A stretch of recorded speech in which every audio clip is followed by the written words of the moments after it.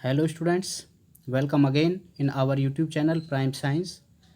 Students, आज इस video की हेल्प से हम एक्सप्लेन करेंगे वर्कशीट नंबर 32 जो कि आपके 9th क्लास के चैप्टर 8 गति मोशन से रिलेटेड है। और आज का हमारा एक्सप्लेनेशन का मेन टॉपिक है चाल का ग्राफीय प्रदर्शन। स्टूडेंट्स, यदि आपने अभी तक हमारे इस YouTube चैनल प्राइम साइंस को सब्सक्राइब नहीं किया है तो प्लीज़ हमारे इस YouTube चैनल प्राइम साइंस को सब्सक्राइब कर लें। स्टूडेंट्स, हम दूरी व समय के ग्राफ के द्वारा भी चाल को जान सकते हैं। हमने अपनी पिछली वीडियोज़ में पढ़ा है सरल रेखीय गति समान या असमान हो सकती है जब कोई वस्तु समान समय में समान दूरी तय करती है, वह एक समान चाल कहलाती है। और यदि कोई वस्तु समान समय में असमान दूरी तय करती है तो उसे असमान चाल कहते हैं। समान चाल को दूरी समय ग्राफ पर एक सीधी रेखा, एक स्ट्रेट लाइन, जैसे आप इस ग्राफ में देख रहे हैं, एक सीधी रेखा के द्वारा दिखाया जाता है। लेकिन यदि किसी वस्तु की चाल असमान है तो उसे दूरी समय ग्राफ पर एक वक्र रेखा या जिगजैग लाइन के द्वारा दिखाया जा सकता है। दूरी समय ग्राफ में सीधी रेखा का ढाल जितना अधिक होगा उतनी ही चाल भी अधिक होगी।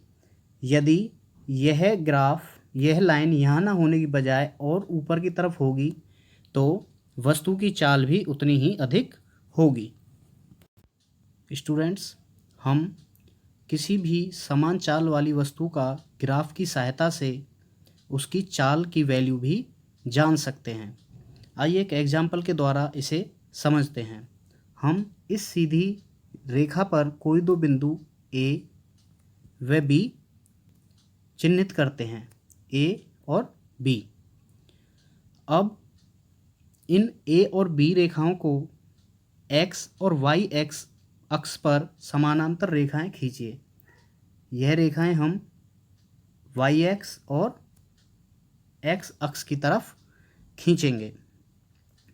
अब इस रेखा को जब हम आगे बढ़ाएंगे तो यह इस रेखा को इस स्थान पर काटती है जो एक त्रिभुज ACB बनाती है। आप इसमें अच्छे से इस त्रिभुज को देख सकते हैं, त्रिभुज ABC। इस त्रिभुज की रेखा A और C समय को व B और C दूरी को शो करती हैं। हम AC को T2 माइनस T1 भी लिख सकते हैं और BC को S2 माइनस S1 भी लिख सकते हैं। तो वस्तु बिंदु A से B तक जाने में T2 माइनस T1 समय S2 माइनस S1 दूरी को तय करने में लेती है। आइए अब इसकी चाल कैसे ज्ञात करते हैं। देखिए, चाल का फॉर्मूला है दूरी बटे समय। यहाँ पे हमारी दूरी है S2 माइनस S1 और समय है T2 माइनस T1। S2 की वैल्यू हम यहाँ पुट करेंगे 38 और S1 की वैल्यू 28 डिवाइडेड बाय T2 की वैल्यू है यहाँ 56 और T1 की वैल्यू 42। इनको माइनस करेंगे तो 10/14 और डिवाइड करने पर हमारा आएगा 0.71 किलोमीटर प्रति मिनट। यहाँ पर दूरी किलोमीटर में दी गई है और समय मिनट में दिया गया है, इसलिए हमारी जो वैल्यू निकल के आएगी इस ग्राफ से, जो हम चाल निकालेंगे उस वस्तु की, 0.7 किलोमीटर प्रति मिनट की चाल से यह वस्तु गति कर रही है। क्योंकि चाल समान है तो हम किसी भी बिंदु पर ये A और B पॉइंट ले सकते हैं और कहीं से भी चाल निकाल सकते हैं। सभी जगह से इस चाल की वैल्यू 0.71 किलोमीटर प्रति मिनट ही आएगी। इस तरह हम समान चाल वाली वस्तुओं की चाल निकाल सकते हैं ग्राफ की सहायता से। हम इस ग्राफ को एक बार देखते हैं। इसमें A से B किसी वस्तु की समान चाल को दिखाता है, उसके बाद B से C उस वस्तु की विरामावस्था को शो करता है और C2D फिर दोबारा से समान चाल को शो करता है। अब आप देखिए ये जो A2B है ये कम ढाल है और C2D ज़्यादा ढाल है, इसलिए जब वस्तु C से D की तरफ मूव कर रही है तो वह अधिक गति के साथ मूव कर रही है। इस तरह से हम दूरी समय ग्राफ से वस्तु की चाल का पता लगा सकते हैं। आइए एक बार इन ग्राफों को देखते हैं। नीचे दिए गए दूरी समय ग्राफों में A वस्तु की समान चाल को दिखाता है क्योंकि एक स्ट्रेट लाइन ग्राफ है, जबकि B असमान चाल को। यह एक जिगजैग ग्राफ है। जिगजैग ग्राफ या कर्व शेप ग्राफ हमेशा वस्तु की असमान चाल को दिखाता है, जबकि यदि x अक्ष के साथ पैरेलल लाइन बन रही हो तो यह पैरेलल लाइन वस्तु की विरामावस्था को, स्टेशनरी फेज को शो करता है। स्टूडेंट्स, इस तरह से हम ग्राफ के द्वारा, दूरी समय के ग्राफ के द्वारा चाल को आसानी से जान सकते हैं। वह वस्तु की चाल समान है या असमान है या विरामावस्था में है, इसे भी जान सकते हैं, आसानी से बता सकते हैं। अब हमने जो टॉपिक पढ़ा है इसी के बेसिस पर यहाँ 4 क्वेश्चंस हैं। आइए इनको सॉल्व करते हैं और जानते हैं हमने कितना सीखा है।